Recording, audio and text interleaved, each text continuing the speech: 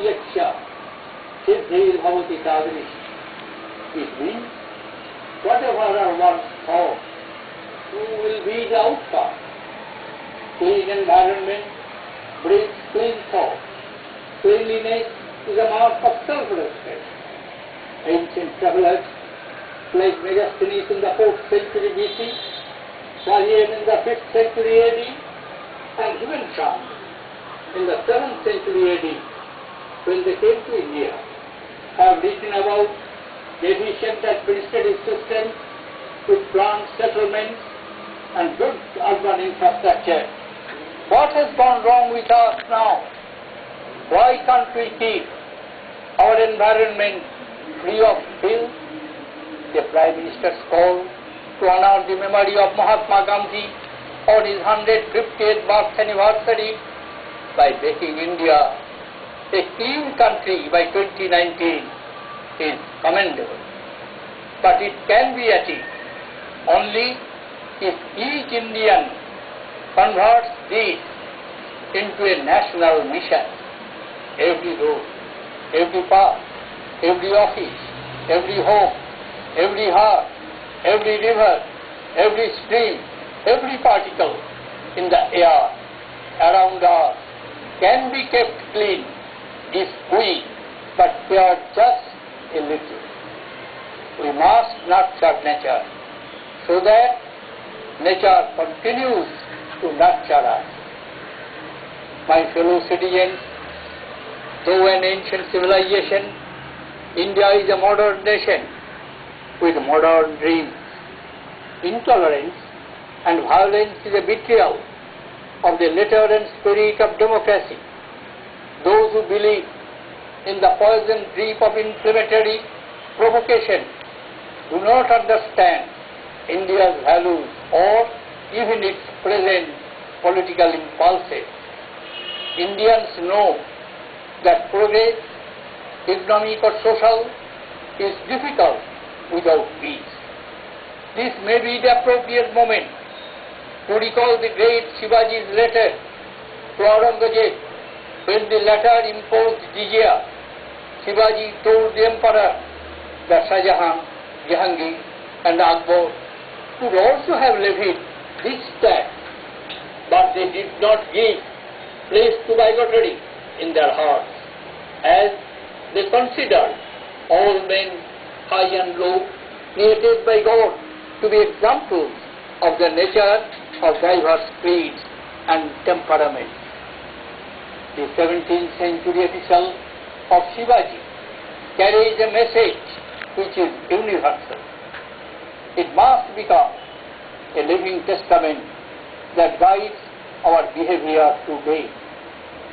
We can least afford to forget this message at a time when an increasingly turbulent international environment has sparked off rising dangers in our region and beyond, some clearly visible and some crawling out of the debris of unprecedented turmoil.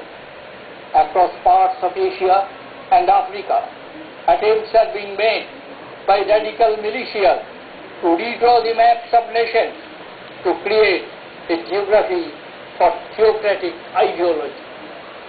India will feel the heat of blowback, particularly as it represents the values that reject extremism in all its manifestations. India is a beacon of democracy, equilibrium, inter and intra-faith harmony. We must defend our secular fabric with vigor. Our security and foreign policy must combine the steel of strength with the velvet of diplomacy, even as we persuade the like-minded as well as the hesitant to recognize the substantial dangers that breed within indifference. Fellow citizens, our Constitution is a consequence of our democratic culture, which reflects our ancient values. It pains me to note that this great national asset is becoming increasingly vulnerable to that itself.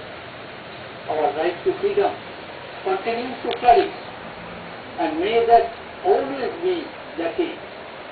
But what about our duty to the people? I sometimes wonder, has our democracy become too noisy? Have we lost the art of contemplation and calm thinking? Is it not the time to restore the grandeur and glory of our Web connectivity, poor web connectivity, internet connectivity at Port Blair, Andaman Nicobar Islands.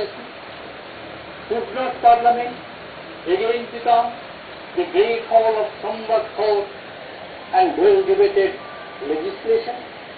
Should not our courts of law become temples of justice? These calls for collective action by all the stakeholders. A nation is very young at 68. India has the will, energy, intellect to claim the 21st century. The mission to win the battle of freedom from poverty is said. The journey will seem formidable only to those without conviction.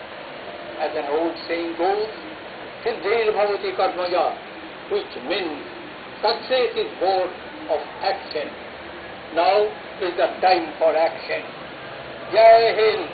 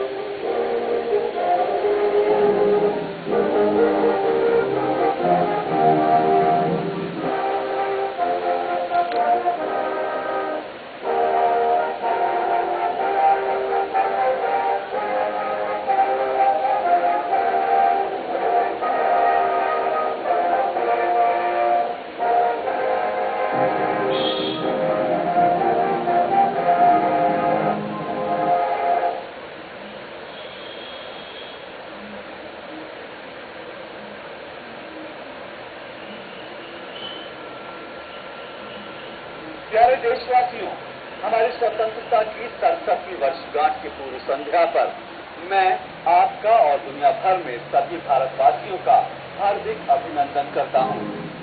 मैं हमारी सशस्त्र सेनाओं, अर्धसैनिक बलों तथा आंतरिक सुरक्षा बलों के सदस्यों को विशेष बधाई देता हूं। हाल ही में ग्लासगो में संपन्न राष्ट्रमंडल खेलों में भाग लेने वाले और सम्मान पाने वाले सभी खिलाड़ियों को भी मैं बधाई देता हूँ। मित्रों, स्वतंत्रता एक उत्सव है, आजादी एक चुनौती है। आजादी के 68वें वर्ष में हमने 3 दशकों के बाद एक उल्लेखनीय शांतिपूर्ण मतदान प्रक्रिया के द्वारा एक दल के लिए स्पष्ट बहुमत सहित एक स्थिर सरकार को चुनते हुए अपनी व्यक्तिगत तथा सामूहिक स्वतंत्रता की शक्ति को पुनः व्यक्त किया है। मतदाताओं द्वारा डाले जाने वाले मतों की संख्या पिछले चुनावों के 58% की तुलना में बढ़कर 66% हो जाना Poor net connectivity at Port Blair, Andaman Nicobar Islands. इस उपलब्धि ने हम नीतियों, परिपाटियों तथा प्रणालियों में सुधार करते हुए शासन की चुनौतियों का मुकाबला करने का अवसर प्रदान किया है, जिससे हमारी जनता की व्यापक आकांक्षाओं को परिकल्पना, समर्पण, ईमानदारी, गति तथा प्रशासनिक क्षमता के साथ पूर्ण किया जा सके। शिथिल मस्तिष्क गतिविहीन प्रणालियों का सृजन करते हैं जो विकास के लिए अड़चन बन जाती हैं। भारत को शासन में ऐसे रचनात्मक चिंतन की जरूरत है जो त्वरित गति से विकास में सहयोग दे तथा सामाजिक सौहार्द का भरोसा दिलाए। राष्ट्र को पक्षपातपूर्ण उद्वेगों से ऊपर रखना होगा। जनता सबसे पहले है। मित्रों, लोकतंत्र में जनता के कल्याण हेतु हमारे आर्थिक एवं सामाजिक संसाधनों के दक्षतापूर्ण एवं कारगर के लिए शक्तियों का प्रयोग सुशासन कहलाता है। इस शक्ति का प्रयोग राज्य की संस्थाओं के माध्यम से संविधान के ढांचे के तहत किया जाना होता है।